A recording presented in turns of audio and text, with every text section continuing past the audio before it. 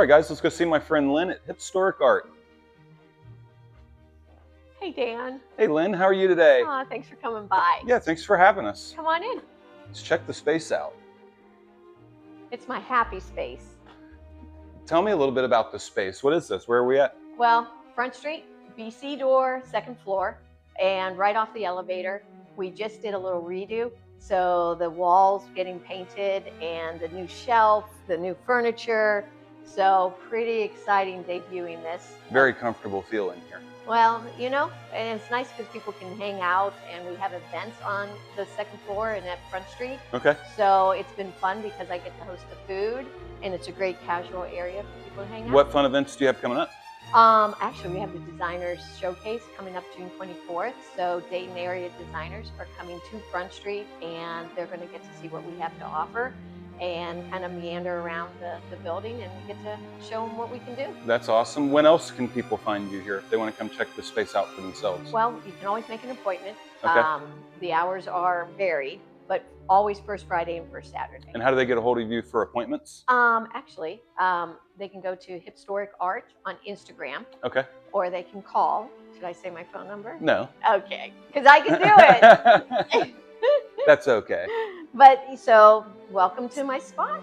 Right. So tell us a little bit about what the space is. Creative space? Is it community space? Is it art gallery? Like, how does this space work for you? Actually, it's a little of both. And right now, because with the video, you might be wondering why so many flags and why so many queens. Yeah.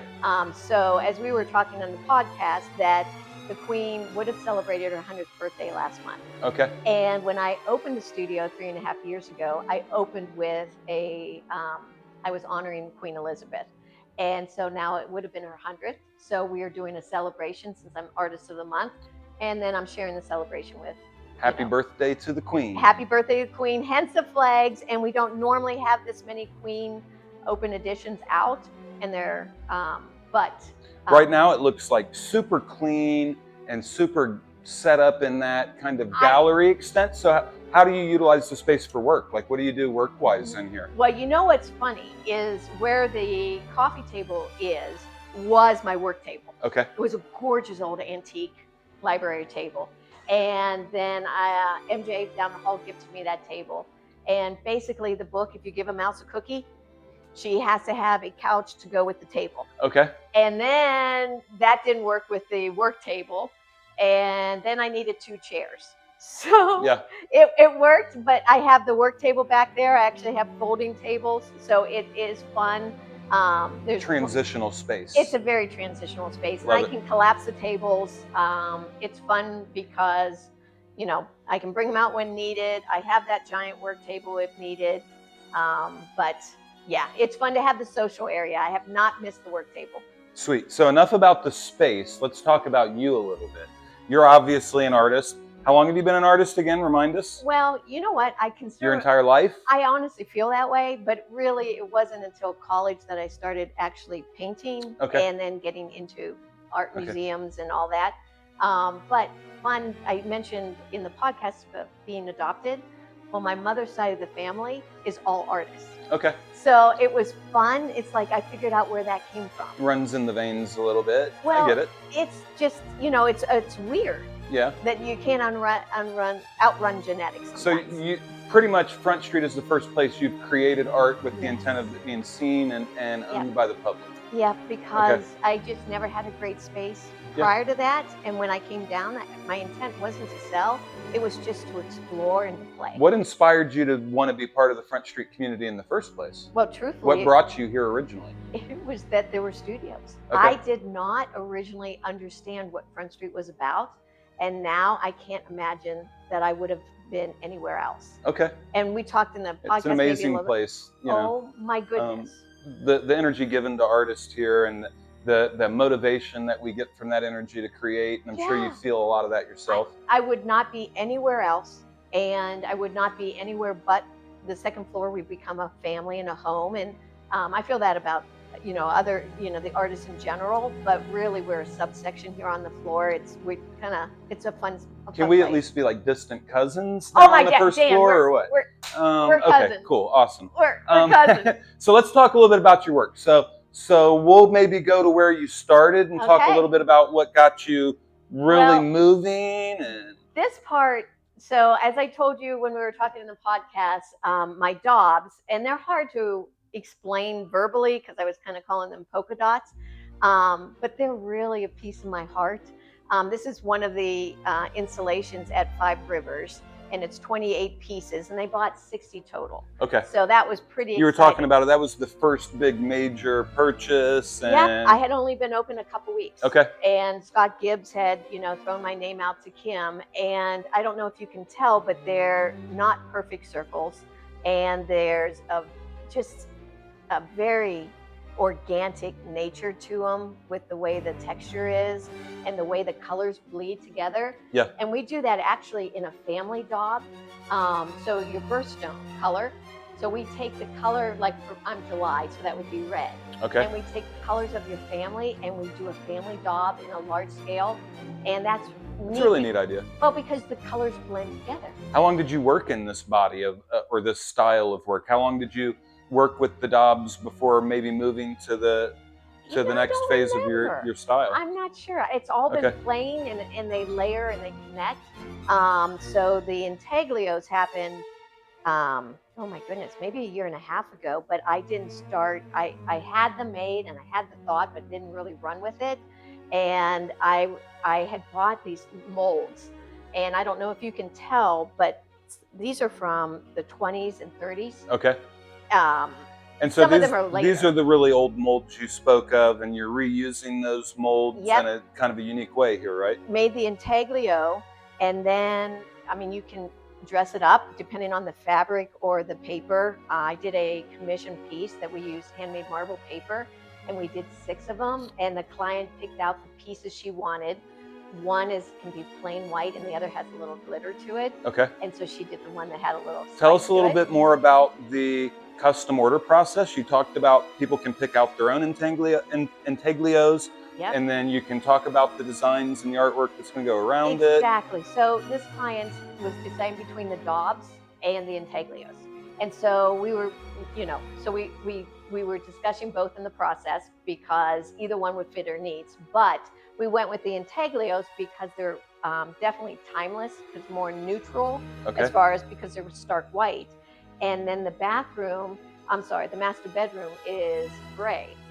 So we were doing a silver. And so she came in, we sat down, we went over all the options, we went over paper choices, and it turned out so well that when she picked them up, they were going to end up in the living room. Okay. Because she wanted more people to see them. They were too good for the bathroom. That's, the bedroom, yes. Or the bedroom. Yep, okay. Yep. So do they always present in this scale? Is this basically the only scale that they come in, or does that change? They can be in 12 by 12 as well, and then we have the custom mat for it. But I mainly sell the 8 by 8, and it could also be the price point is a little bit better. But they're so charming. The size of the design itself stays the same, but the presence by the size of the piece grows. Yes. Okay. In fact, one of them is like a mother and child, and I'm doing a smaller version. And then with the wax seal, so the birth color will then halo around the intaglio. So it can be really unique. I like customizing. So the event the other night was the Rotarians came. Yeah. And we were talking about the stamps earlier, and we'll go to the other section. But since the Rotarians were coming, I thought how fun it would be to do something specific for the Rotarians. Right. My father was a Rotarian. Yep. And so this is actually his Paul Harris medal. Okay. So I found some stamps. They're from 1955, and they're Rotary International stamps. So I did some for as the Rotarians as we hosted. Tell us a little bit more about this series. I know this is jumping forward a little bit. This is your most current series, correct? It is. In fact, I just finished them a couple days before First Friday, and I premiered 8 stamps and 5 sold. Okay. So I'm taking. Well, unfortunately, the oldest ones are sold. Okay. But these, you can see Queen Elizabeth in the corner and the little castle. This one is a sister piece to the one on the left, but I'm taking the stamp, and I love the postmark because each one then is unique. Okay. I mean, You're right. It's taking the story of that stamp and adding my own story to it. So some of these stamps have already been sent through the mail system then? Yes. Okay. In fact, I usually prefer that. Yeah. Because then, like I said, it's just one more layer. Can tell me a little bit about like the material that they're on and like what you're actually creating there. So like I see the stamp. Yes. And then I see the material that's below that. Is that a fabric? Is that a paper? It's a paper, but I'll also be working on fabrics as well because I have a collection of antique linens. Okay. So eventually there'll be antique linens and like with the intaglios, fabrics behind them. So there will be more. But for right now, I love the negative space with all the white around. And the focus is the pop of color and the stamp. Okay. And I love that. And so to jump from that, talk a little bit about, like you talk about the antique linens and the reuse of the intaglios with, in the essence of reusing materials and giving new life to things. Like tell us, exactly where you're at with that. Like exactly nailed it. It's giving new life, new energy to something that's been around for decades, if not 100 years or older. Yeah. And giving it a contemporary pop. In fact, that's what I call the postal series. It's a postal pop because it's turning it into pop art. What essentially is it that you enjoy about reusing that stuff though? I know it's breeding it new life. Is that specifically what gives you gives you joy from it? Is it that that things aren't being wasted and you're being more so resourceful? I wish I could say I have a green mentality and it was that. I've tried to ponder that myself, and the best I can come up with is back to me being adopted. I don't have a history of my own. Yep. And so I'm taking somebody else's history and I'm doing something with it. It's kind of like inherited history, right? Yeah, exactly. I like that. Yeah. Well, it's just I connect to things that are older, and I love. So like over there in the video, they're showing the marble statue with the smear of color. So that statue was done in the late 1800s, and it's actually an American artist that carved it. It's in a British museum. Anyway, I love taking that smear of color, and I took something that is very timeless, and I gave it a twist. Yeah, and you talked about these. You were talking about some queen portraits and different things that this is one of the areas where sometimes you bring in some digital representation of your work. Yep. And then find ways to mix mediums from there. So you're physically altering a print, so to say, right? Right. Something that's already existed. Let's say, so here's Mona Lisa above the statue. My inspiration for that is actually a piece that's at the Dayton Art Museum. Okay. And it's a layered glass image. And then she has the different layers of cut glass, crushed glass, and glitter. It's a combo of 3 materials, and it just kind of gives it a little extra life. But her inspiration digitally was something that I had seen at the Art Institute, Dayton Art Institute. So that's fun. So it's taking things and giving it a new twist. A new twist, new embellishments, new life, new energy. I think it's a lot of fun. Well, and down below, I played with obviously the iconic, Marilyn Monroe, and I desaturated her and then re-added the colors to it. Because to me, pink and red with the classic black is just, it's timeless. And then on either side, she's flanked by 45s, vintage 45s that, And so, all right, so we'll talk about those because that's a whole nother body of your work, right? Oh my gosh. So and that's been fun. The old records, the old 45s. So you're doing both then. You're doing 45s, you're doing and records? Well, or are you doing more of one or the other? I prefer the 45s. Okay. I was playing with the records, the LPs over there, just to see what, if I liked the work, because a client came in and they wanted me to work with their vintage stamps, antique stamps, and then was also asking if I would work on the LPs. Okay. So I was playing around to see if I wanted to tackle that. pretty much when somebody asks me if I want to do something, I say yes and then figure it out. This one that Richard's kind of over right now, is this a representation of how something would be framed, or is that just 4 individual pieces sitting together? Those were my testers. So as I said in the podcast, I had a commission piece on 9 records that were, her name's Kelly. So she gave me her 9, and I could not goof up on her 9 because they're her memories. So I practiced on other records, and those were my testers. Okay.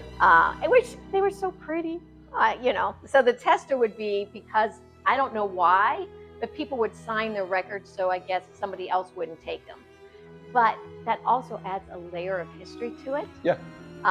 So that is fun. It's another sign of a previous life that it's lived, right? Yes, and got to touch it and to, you know, add another layer to it. And also, so I have these vintage, I have hundreds and hundreds and hundreds of records. So if somebody's interested, they can go through the records or tell me a song, but you can... they can pick out something that resonates with them personally or connects to them personally somehow. Be it a color.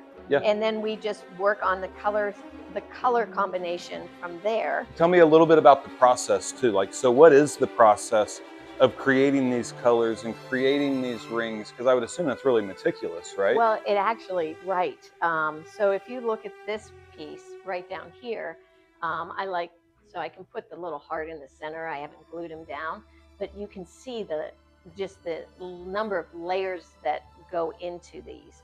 And it's just meticulous, just starting and figuring it out along the way. It's more intuitive. Do you find it hard to like keep a smooth brush stroke on such a slick surface, or do the grooves in the record help you a little with that? The grooves help. Okay. The grooves definitely help, but they also can cause some problems. But I have found that very therapeutic. And actually, one of the other artists down the hallway had records she wasn't going to use.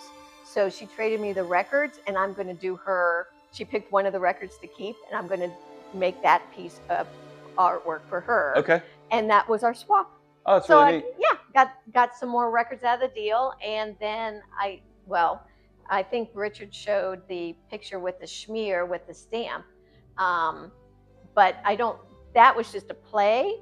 But this one, I have a collection of old matchbooks, and I love taking those and adding the schmears and turning an old matchbook into contemporary. I remember your big bowl of matchbooks from the studio. Oh, yes. Yep. And so I have a bunch, and so that's also on the burner. Now, are they collected from your travels or from other people? Other people's travels. Okay. And what's really fun is some of them are uncirculated. Oh, wow. Yeah. So I'm looking forward to getting to break those out.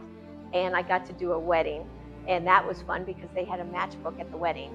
And so they commissioned me to do that for their, with the daughter's matchbooks. I think it's another good example of the reuse of materials or breathing new life into something. Yeah. Recreating with something that somebody else might just see as waste, right? Well, yes, breathing new life. I think I like to say, it's an old story, new energy. So, kind of to close things out, we've seen a lot of your work. Obviously, you do a lot of really amazing stuff, and people would be a fool not to get down to Front Street and see it, right? Right, so totally. What else would you like us to know about you or your studio, or things that you're offering out? Just go ahead and... Actually, I'd like to focus on everybody else around here. So Dan, you've been amazing. Richard, everybody here. But like this area, MJ from Plum Vintage helped me with the table, the chairs. Bob from Restoration Leftovers made me that awesome shelf. Jason painted the wall. He's a tattooed artist down the hall. Michael next door, Higgins, hung the paintings up high for me because there's no way I'm going to do that. Rich Johnson did the little, helped me with design. The number of people that had their hand in making sure I grew, and Dana Wiley, Carol down, and just brainstorming and talking. And so another testament to the community of people. And Bill Montana, I mean, he's a pill, but he's a bright one. So well, we love having you as part of the Front Street family.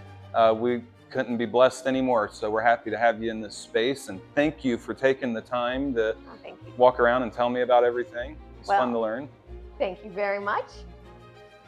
We will see you at the next show, which is First Friday. First Friday of June. I have no idea what number that is. 5 to 9 p.m. 5 to 9. Okay, that's awesome. Thank you again. Thank you.